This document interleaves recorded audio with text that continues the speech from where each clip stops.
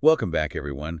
Today we're jumping into a really fascinating area of marketing, specifically through the lens of Seth Godin's book, This is Marketing, plus some great related insights you've shared. Yeah, it's great to be diving into this. And what really jumps out right away with Godin is how he reframes marketing. It's not about, annoying people or shouting the loudest. Right. It's presented as this genuine way to make things better, to create positive change, but specifically for the people who actually care about what you're offering. Exactly. So our mission for this deep dive is really to pull out those core ideas, the actionable stuff, and maybe some surprising perspectives from Godin and these materials you sent over. Hopefully it'll get you thinking differently about how marketing works today. Okay, so where do we start? I think first we just have to acknowledge how pervasive marketing is. Godin makes this really strong point that it's not some isolated department in a company. No, not at all. It's like woven into everything we experience. It really is. Yeah. Let's unpack that a bit. Think about it. Even as kids, right? You probably knew brand logos before you could even properly read. Oh, for sure. And now, as adults, I mean, how we spend our money, even our time, Yeah. it's constantly being nudged and shaped by marketing messages, whether we realize it or not. It's kind of the background noise of modern life, shaping perceptions. So the takeaway there is, Yeah. it's not just this separate thing. It's kind of the air we breathe, culturally speaking. And that leads to a really big question, maybe the central question. What's marketing actually for?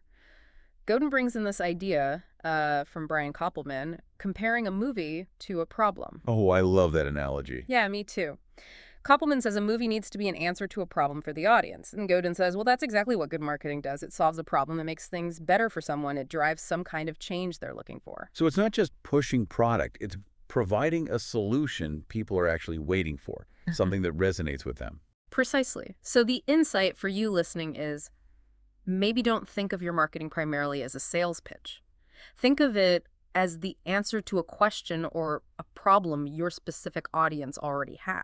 And that means you first have to understand them, right? Yeah. Godin really hammers this point home. Understand their worldview, what they already believe, what they really want. Yes. It's not about trying to convince someone who's completely uninterested. It's about finding people whose narrative, whose story already aligns with what you offer.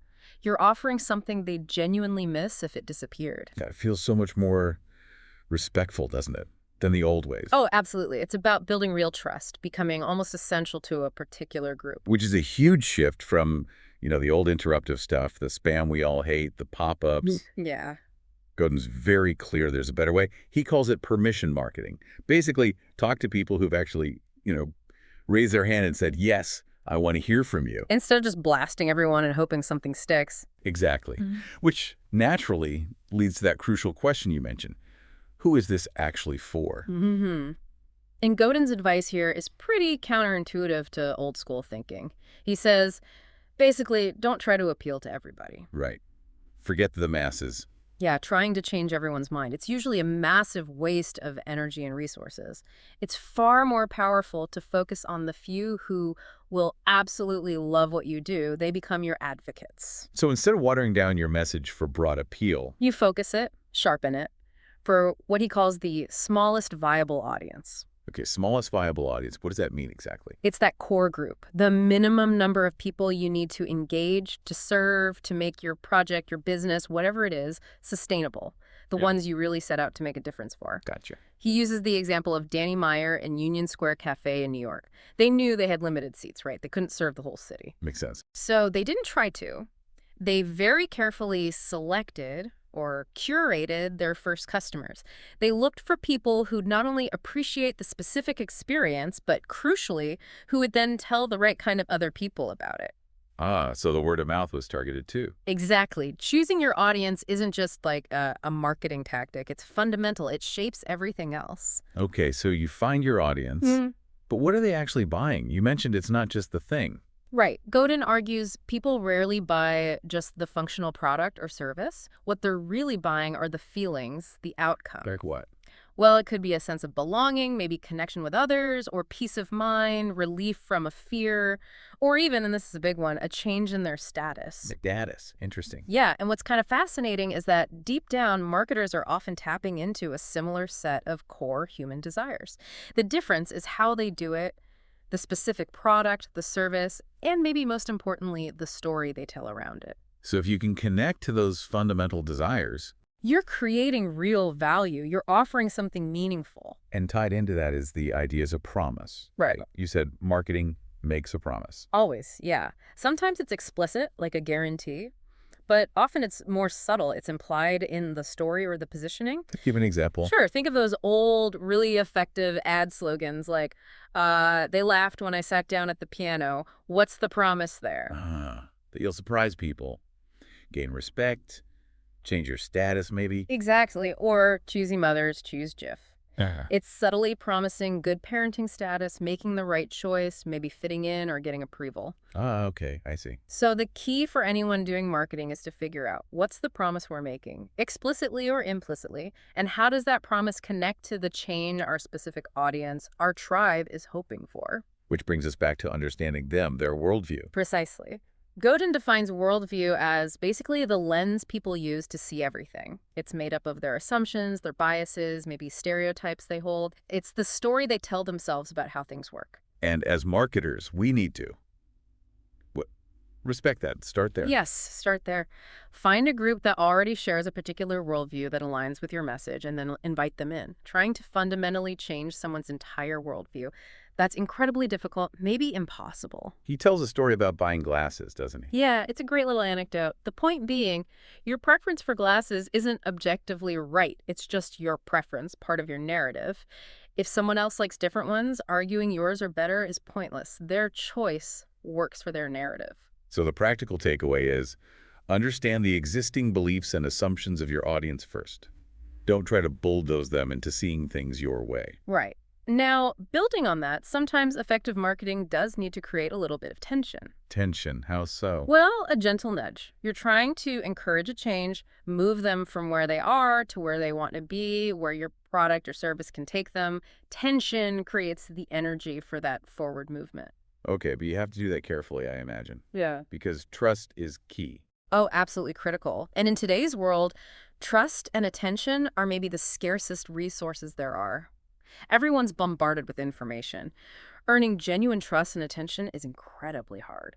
Which is why that idea of being famous to the tribe makes so much sense. Exactly. You don't need to be famous to everyone. Forget mass market fame. Focus on becoming deeply known, deeply trusted by your specific audience, your smallest viable audience. That kind of focused trust built over time, Yeah. that's what allows you to create that positive tension and help people move forward. Couldn't have said it better. Okay, you mentioned status earlier as a driver. Let's dig into that a bit more. You said it's often hidden. Yeah, Godin argues that status roles are these powerful undercurrents in our culture. They drive a lot of decisions that, on the surface, might not seem purely rational or are based just on utility. So choosing a luxury brand car when a cheaper one does the same job functionally. That could be status. It often is, yeah. Or choosing certain schools, certain neighborhoods, even certain types of food. It's often about maintaining or improving our standing within the groups that matter to us. The desire to change or protect our status is a huge motivator. Huge. He gives that example of the Maasai warriors in Africa, right? Traditionally, killing a lion conferred high status. Right. But conservation efforts reframed it. They shifted the definition of status within the tribe, making protecting lions the mark of a respected warrior. And it worked because it tapped into that fundamental drive for status. That's powerful. And it highlights that status isn't just about money or being rich. Not at all. It's entirely in the eyes of the beholder, or rather, the tribe. It's about respect, affiliation, significance within a particular group you care about. Okay, let's shift gears slightly and talk about the funnel, Yeah. the marketing funnel. We all kind of know the traditional picture, right? Yeah. Right at the top, narrow at the bottom. Yeah, the classic model. Awareness, interest, desire, action. But Godin points out it's often really leaky, isn't it? You pour loads of attention and money in the top. And only a trickle comes out the bottom as loyal customers. Right. It can be super inefficient. He contrasts this with what he calls a more sustainable, direct marketing funnel. Okay, what's different about that? The focus shifts. Instead of just shouting for awareness at the top, it prioritizes earning trust first. It values the long-term relationship, the lifetime value of a customer much more highly. So less about the initial transaction, more about the ongoing connection. Exactly. This reimagined funnel is more about building engagement, fostering a community, before you necessarily ask for the sale. Nurture the relationship first. That feels more aligned with the permission idea we talked about earlier. It is, and it also means redefining what a hit looks like. In this model, a hit isn't necessarily something that goes viral and gets shallow attention from millions. What is it then? It's something that is deeply meaningful and resonant for your core tribe, for your focused audience, even if that audience is relatively small. Deep impact over wide, shallow reach. Which connects back to building that tribe and creating a culture around what you do. Absolutely. Godin is really passionate about this. He says it's committed, creative people who actually change the world. And making culture, establishing shared beliefs, values, rituals within a group is fundamental to making any kind of lasting change. So it's about organizing people, getting them in sync. Yeah, organizing a tightly knit group, aligning them around a common purpose or identity, and crucially, it requires persistence, commitment, showing up consistently over time. Like that Zig Ziglar quote about staying when others leave. That's a perfect example. That kind of dedication builds immense trust and strengthens the bonds within that tribe you're trying to serve or lead. Okay, one last key idea that really stood out for me was pushing back against perfectionism. Oh yeah, the tyranny of perfect, he calls it. This idea that you have to wait until everything is absolutely flawless before you put it out into the world. Which can be paralyzing, right? Totally paralyzing. Godin argues that shipping good enough work is actually way more productive. Putting something out there, even if imperfect, is what starts the conversation. It allows for engagement. And that engagement builds trust, and you get feedback. Exactly. And that feedback is how you learn, how you improve, you iterate. It's a cycle of shipping, learning, improving, shipping again. Much better than waiting forever for some mythical state of perfection that never arrives. Embrace the good enough and focus on continuous improvement based on real-world interaction. That's the essence of it. Okay, so wrapping this all up. This deep dive into Godin's thinking, it seems modern marketing, effective marketing anyway, isn't about shouting at everyone. It's much more subtle, more human. Definitely. It's about really seeing a specific group of people, understanding their world, their hopes, their fears. And then making a promise that actually resonates with them, building genuine trust through consistency and value. And focusing your energy on making a real meaningful change for that specific audience, your tribe, rather than just chasing eyeballs or fleeting attention. It's a profound shift, really. It is. And maybe a final thought for everyone listening to mull over. Think about the specific tribe you're trying to reach in whatever you do.